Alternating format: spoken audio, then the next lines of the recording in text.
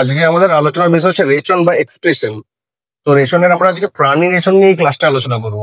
তো প্রাণী রেচনের মধ্যে আমার মোস্ট ইম্পর্টেন্ট যেটা প্রাণীতে রেচন অঙ্গ, এখান থেকে একটা কোশ্চেন খুব আসে। তো অ্যামিবার সংকুচি গহ্বর রেচন অঙ্গ, হাইড্রা হচ্ছে দেহত্বক, কৃমি হচ্ছে ফ্লেম সেল বা সিকাকোষ, কেঁচো বা জোকের হচ্ছে নেফ্রিডিয়া, চিংড়ির হচ্ছে সবুজ গ্রন্থি, আরশোলা হচ্ছে ম্যালপিজিয়ান নালী, মাছের হচ্ছে ফুলকা, ব্যাঙের বৃক্ক বা ফুসফুস, বৃক্ক হচ্ছে কিডনি যেটা, সরীসৃপের হচ্ছে ফুসফুস, পাখি হচ্ছে বৃক্ক বা ফুসফুস, ঝিনুক হচ্ছে বোজানাসের অঙ্গ। তো এই একটা রেচন অঙ্গ। আর থাকে গমন অঙ্গ। তো রেচন অঙ্গ গমন অঙ্গের মধ্যে গুলিয়ে যায়, তো রেচন অঙ্গটা একটু দেখে নিতে হবে এই জায়গাটা।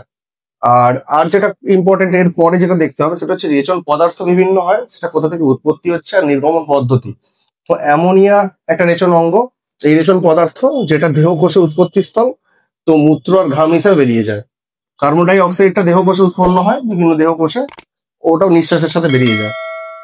ইউরিয়া উৎপন্ন হয় যকৃৎ মানে লিভারে, ওটা মূত্র বা ঘাম হিসাবে বেরোয়। কিটোন বডি উৎপন্ন হয় যকৃতে, আর ওটাও মূত্র হিসাবে বেরোয়।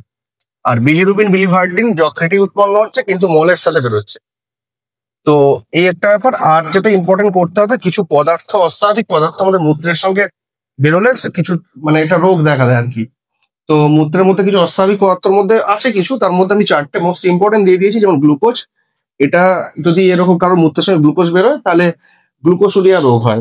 তো প্রোটিন বেরোলে হয় প্রোটিনুরিয়া, তারপর ফ্যাট বেরোলে হয় লিউপিডিয়া, আর রক্ত বেরোলে হিমাচুরিয়া।